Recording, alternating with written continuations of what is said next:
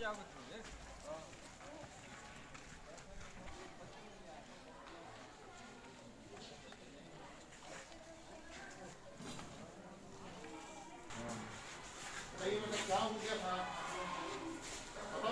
मत, डरो नहीं, इधर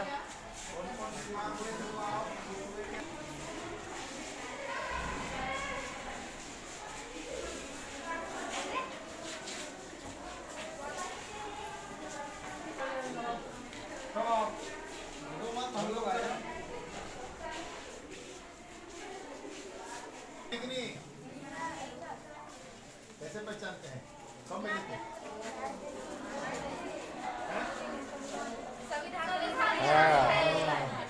और उस समय क्या शिकायत बताएं?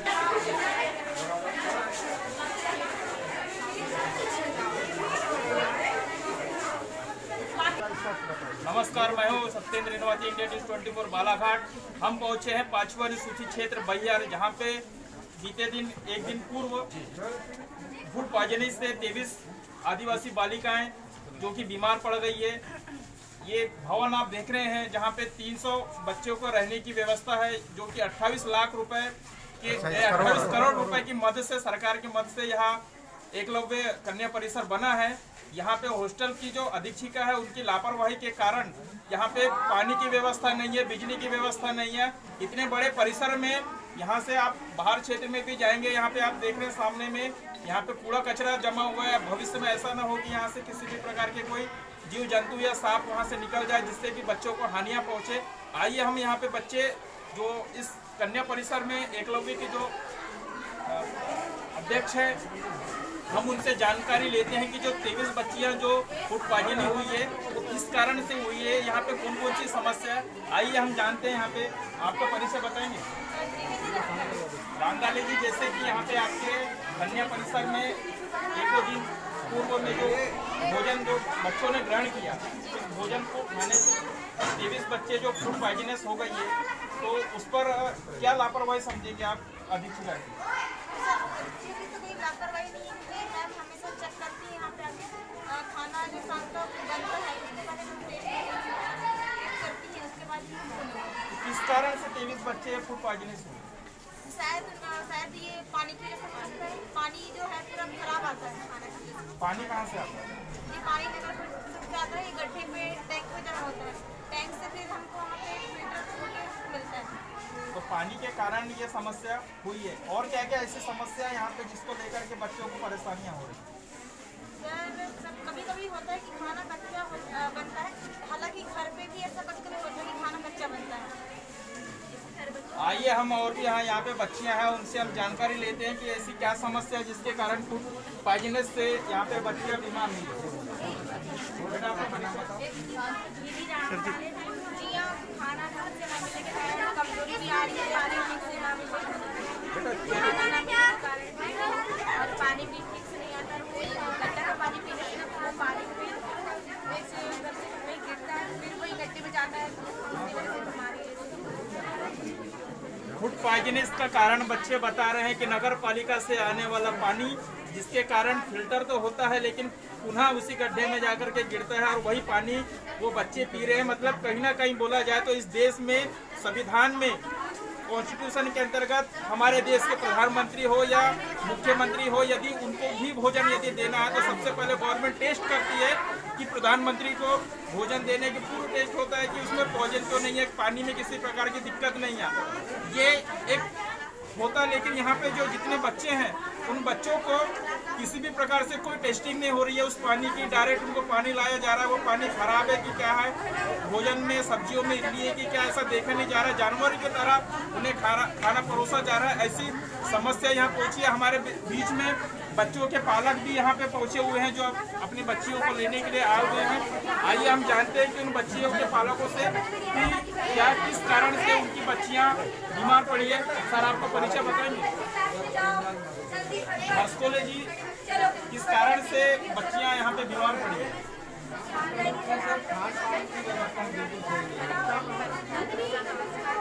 आप किसको दोषी ठहराना चाहेंगे? ऐसा क्या समस्या है? सही नहीं है, ये पालकों को भी दूर रखते हैं। कभी पालकों को बुलाकर उनसे सहमति नहीं ले जाता। आज तक किसी पालक को मतलब मीटिंग नहीं कराई, कोई अवगति नहीं होने देते। हम बात भी रखेंगे तो किसके पास रखेंगे, ये समस्या उत्पन्न होता ही नहीं। आइए कुछ बच्चे यहाँ से अपने ओपिनियन देना चाहते हैं। क्या नाम लिखते हैं आप?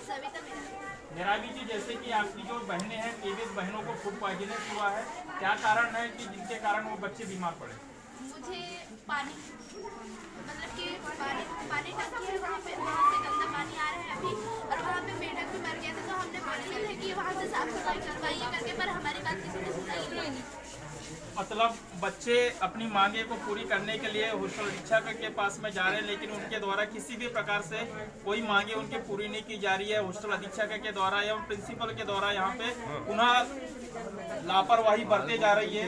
ऐसी समस्या यदि हॉस्टल अधीक्षक के साथ में बच्चों ने अपनी समस्या को बताई तो अधीक्षिका ने प्रिंसिपल को अपनी समस्या बताई। ये दोनों के कारण, लापरवाही के कारण आज बच्चे यहाँ पे बीमार पड़ रहे हैं। आइए हमारे बीच में यहाँ पे जो खाना बनाते हैं रसोईया, उनसे हम सुपरवाइजर है, आइए हम उनसे जानकारी लेते हैं कि ऐसी क्या समस्या है जिसके कारण बच्चे बीमार पड़े हैं। क्या नाम लिखते हैं आप? सफाई के कर्मचारी जो है सफाई करते हैं पूरे बाजार। हो सकता बच्चे सफाई पूरी भी नहीं हो पाते, तो हो सकता है बस पैसा भी नहीं मिलता, 3-3 महीना हो जाती है और 2500 देते हैं। कितना सफाई कर्मचारी। आप क्या मानना चाहेंगे, क्या कारण हो सकता है? देखिए यहाँ पे जितने बच्चे जो रहते हैं, माता पिता छोड़ के आपके भरोसे जाते हैं कि आपके बच्चे हैं यहाँ पे, तो ऐसी क्या समस्या हो सकती है जिसके कारण बच्चे बीमार पड़े?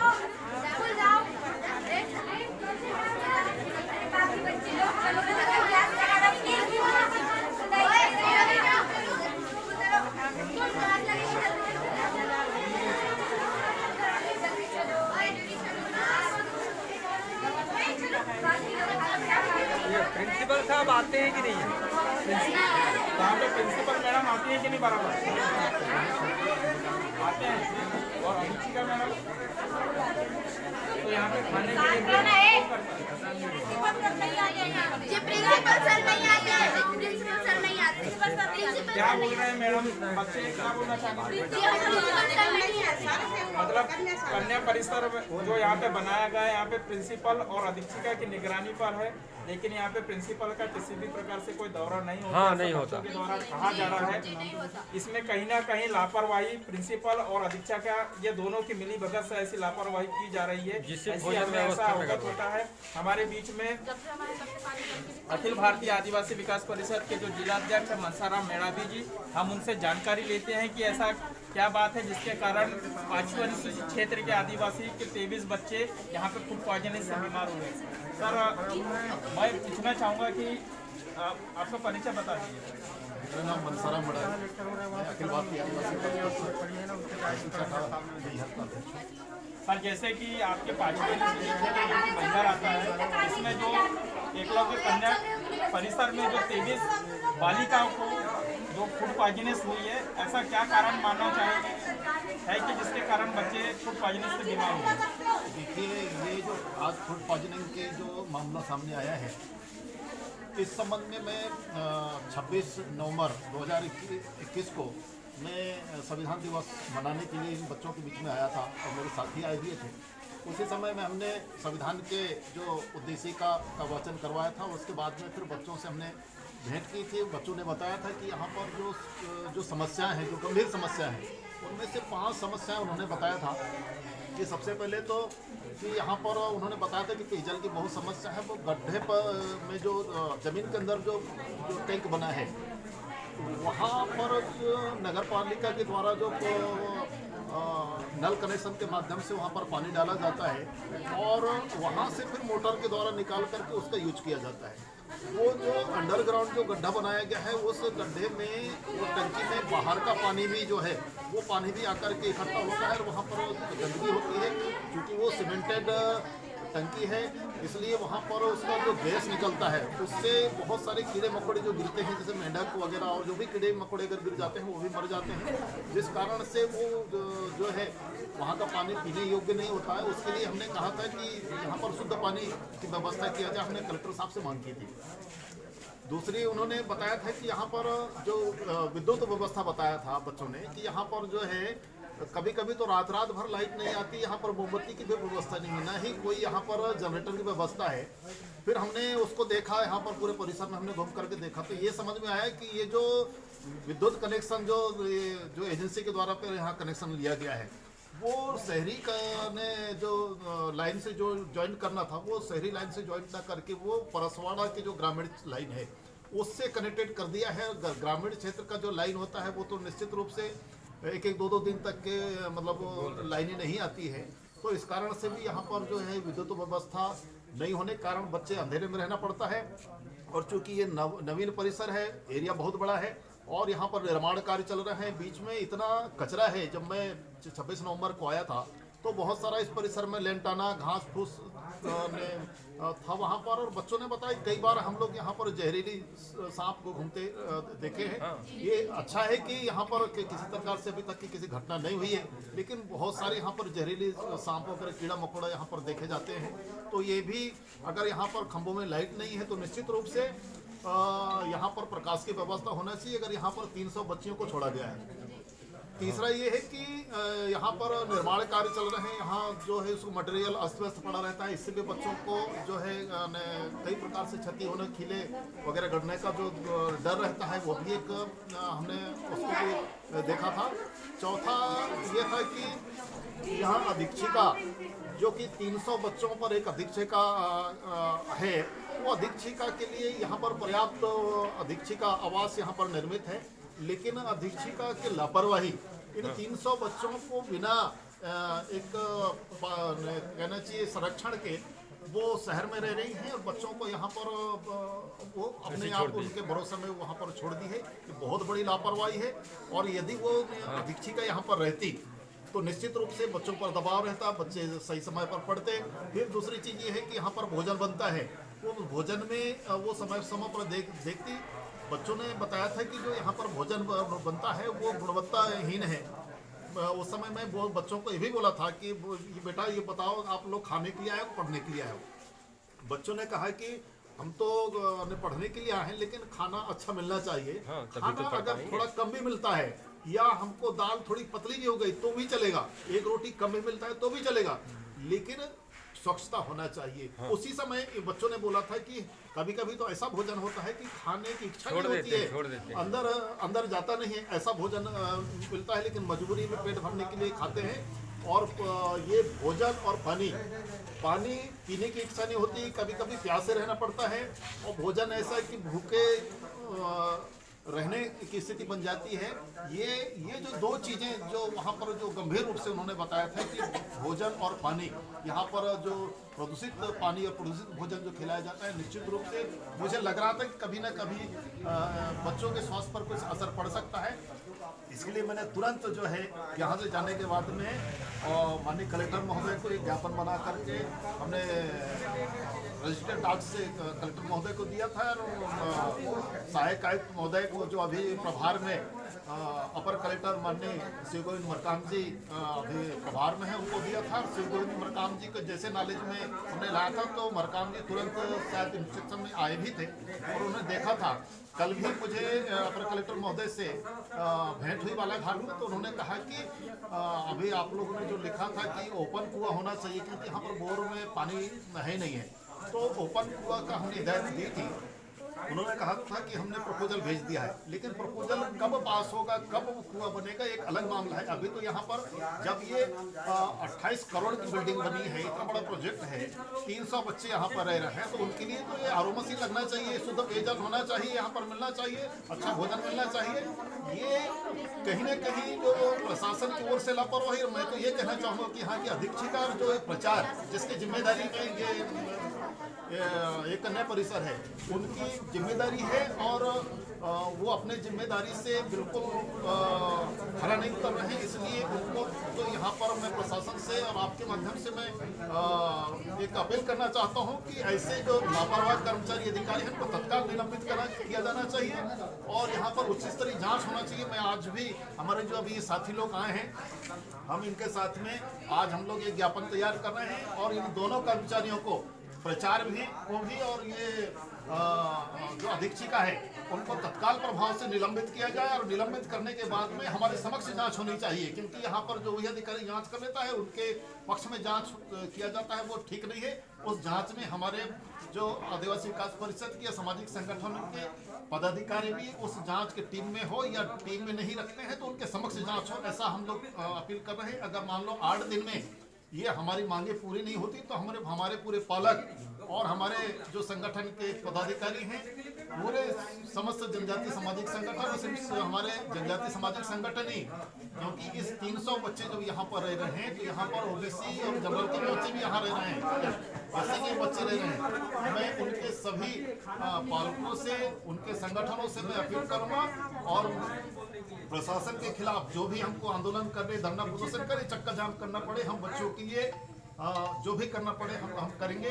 और निश्चित रूप से आज हम लोग ये ज्ञापन देने जा रहे हैं, और इन सारे बिंदुओं को मैंने अभी लिखा है और आज वो उसका ज्ञापन देने वाले हैं। आप सुन रहे थे अखिल भारतीय आदिवासी विकास परिषद के जिलाध्यक्ष मनसाराम मेड़ावी जी से।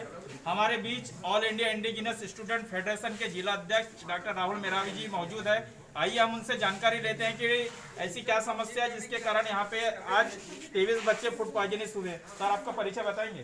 राहुल मेड़ावी सर, जैसे कि मुझे कल रात पता चला कि फूड पॉइजनिंग से हमारे 23 बच्चे अस्पताल में एडमिट हैं, और उसकी जानकारी पता लगा दादा के माध्यम से। तो यहाँ पे भोजन व्यवस्था और पानी की व्यवस्था ठीक से नहीं होने के कारण ये समस्या आई है, और इसका जिम्मेदारी यहाँ के अधीक्षक और यहाँ का प्रिंसिपल, ये दोनों को मैं मानता हूँ, और इसके लिए हम लोग कार्रवाई करेंगे, निलंबित तुरंत तत्काल निलंबित किया जाए। सर, यदि प्राचार्य और जैसे आपकी मांग है कि प्राचार्य और अधीक्षिका को निलंबित किया जाए, यदि शासन के द्वारा दोनों पर किसी भी प्रकार से दंडात्मक कार्रवाई नहीं की जाती तो उसके लेकर के आप क्या करेंगे? कैसा आंदोलन होगा, क्या होगा आपकी रणनीति? सभी सब जिनके जितने भी कैडर्स हैं या जितने भी छात्र विंग हैं, इन सबको मिलकर एक हड़ताल करेंगे, आंदोलन करेंगे। किसी भी माध्यम से हमारे बच्चों को असुविधा उपलब्ध नहीं होनी चाहिए, इसके लिए हम लोग जहाँ तक के जाना चाहें जाएंगे। सर, जैसे कि संविधान में वर्णित है किसी भी चीज को जांच परख करके की जाती है, जैसे कि हमारे देश के प्रधानमंत्री, हमारे देश के मुख्यमंत्री, यदि उनका भी भोजन देना हो तो सबसे पहले उनकी चेकिंग की जाती है, उसके बाद ही उन्हें भोजन परोसा जाता है। लेकिन यहाँ पे जो आदिवासी, ST SC OBC जितने बच्चे जो रह रहे हैं, उनको मन मर्जी जो आया वो भोजन परोसा जा रहा है, उस पर किसी भी प्रकार की कोई टेस्टिंग नहीं होती। ये तो कहा जाए तो सरासर यहाँ की शासन प्रशासन की लापरवाही बरती जा रही है, इस पर आपकी क्या राय है?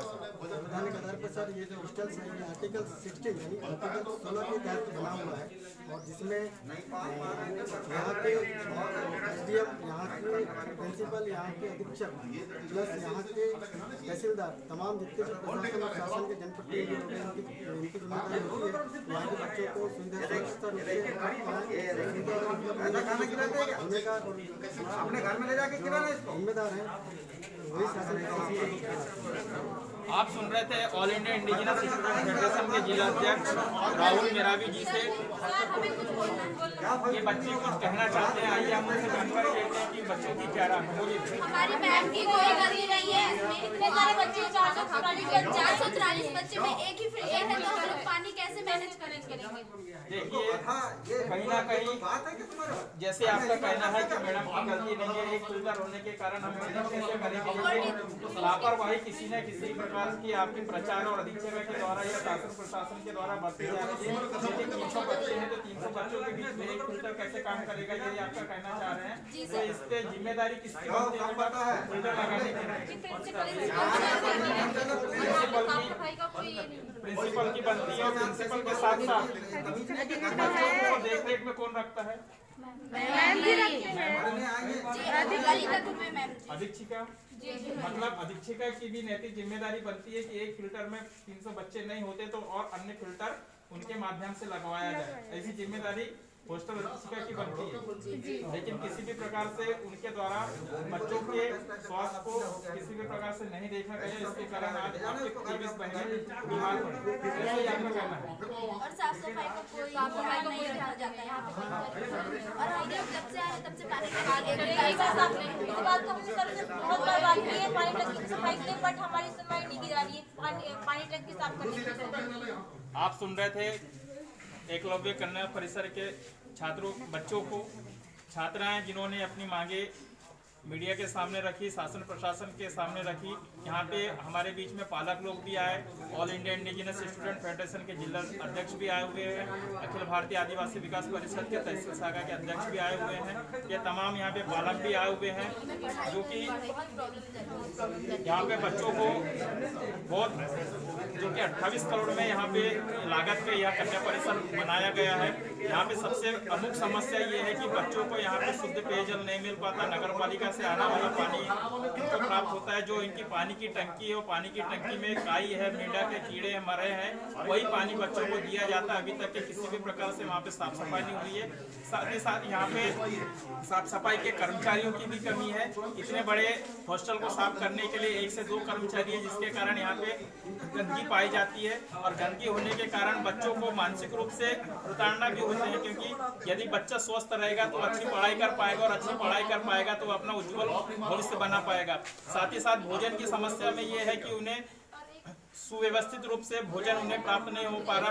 पानी के गंदगी होने के कारण उनको भोजन में खराबी हो रही है, जिसके कारण बच्चे अस्वस्थ हो रहे हैं। अस्वस्थ होने के कारण वो बीमार पड़ने के कारण वो अपनी पढ़ाई को पूर्ण नहीं कर पा रहे। ऐसी समस्या बच्चों के द्वारा एवं पालकों के द्वारा आज हमें प्राप्त हुई।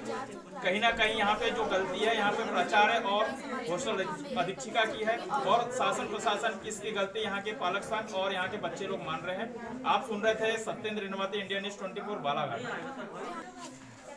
बच्चे कुछ कहना चाहते हैं, आइए और कुछ जानकारी इनके माध्यम से हमें प्राप्त हो रही है। क्या कौन से 443 बच्चों में एक अधीक्षिका नहीं संभाल सकते, इसलिए अधीक्षिका की और जरूरत है। इनकी डिमांड है कि 443 बच्चे हैं यहाँ पे, और 443 बच्चों के बीच में एक ही अधीक्षिका है। इनकी मांग है शासन प्रशासन से कि यहाँ पे अधीक्षिका की मांग है, और अधीक्षिका यहाँ पे शासन प्रशासन के द्वारा लाया जाए, ताकि बच्चों का अच्छे से संरक्षण हो सके। और जिसके कारण यहाँ पे जो पालक है, जो कि और एक प्रिंसिपल की भी मांग है। ऐसे बच्चों का कहना है यहाँ पे, देखिए जैसे कि प्रिंसिपल की जो बात है, वो तो 1000 बच्चे भी रहेंगे तो प्रिंसिपल वहाँ पे ओनली फॉर एक रहेगा। लेकिन जो खान पीन की जो बात आती है, उसमें हॉस्टल अधीक्षिका, जैसे कि और भी यहाँ पे हॉस्टल से बहियार हो या पूरे बालाघाट जिले में एक हॉस्टल में बच्चों को रखने की 50 बच्चों के अधीन एक हॉस्टल अधीक्षिका को रखा जाता है। लेकिन यहाँ पे 450 बच्चे हैं, उन 450 बच्चों के बीच में मात्र एक हॉस्टल अधीक्षिका होने के कारण बच्चों के खान पान में सुधार नहीं आ पा रहा है। यहाँ पे गंदगियाँ हो रही है, जिसके कारण आज हमारे बच्चे यहाँ के इस देश के आने वाले भविष्य है। हो सकता है कोई IAS हो, IPS हो सकता है कोई इस देश के राष्ट्रपति बने, प्रधानमंत्री बने। उनका उज्जवल भविष्य आज खतरे में दिख रहा है। ये कहीं ना कहीं शासन और प्रशासन की लापरवाही, हॉस्टल अधीक्षिका और प्रचार की लापरवाही के कारण आज ऐसी समस्या पहुंची है। आप सुन रहे थे इंडिया न्यूज़ 24 सत्येंद्र रिनवाती बालाघाट, आप लगे रहिए। आप सुन रहे थे कन्या परिसर बैहर में यहाँ पे जो 23 बच्चियाँ जो बीमार पड़ी है, उनके पालक, उनकी माताएं उनको लेने के लिए आए हुए हैं। आइए हम उनसे जानकारी लेते हैं कि किस कारण है, इनके कारण उनके जो बच्चे हैं आज बीमार पड़े हैं। क्या नाम लिखते हैं आप? बरकाम जी, जैसे कि यहाँ पे फूड पॉइजन के कारण आपके जो इस कन्या परिसर में 23 बच्चे लोग आज बीमार पड़ गए हैं, आप किसको दोषी मानते हैं, और ऐसी क्या गलती है जिसके कारण यहाँ पे आपके बच्चे आज बीमार पड़े? हम तो सर ही का गलती मानते हैं। आपने पूरी जिम्मेदारी से आपने बच्चों को यहाँ पे रखा हुआ है, ऐसा क्या समस्या हो गई जिसके कारण आज बच्चे आपके बीमार पड़े? हमको मालूम नहीं है कि क्या समस्या हो गया, हम आए हैं। आइए, हमारे बीच में और भी लोग मौजूद है। क्या नाम लिखते हैं आप? दुर्गे जी, जैसे कि आपने अपनी बच्ची को यहाँ पे छोड़ करके गया है अधीक्षिका के भरोसे, लेकिन यहाँ पे हमें जानकारी प्राप्त हुई कि भोजन में पानी की समस्या के कारण, गंदगी होने के कारण यहाँ पे आज आपके बच्चे बीमार पड़े हैं। इस पर आप क्या कहना चाहेंगे? बच्चे आप लेकर के जाना चाहेंगे, लेकिन ऐसी क्या समस्या जिसके कारण बच्ची बीमार हुई, आप क्या कहना चाहेंगे?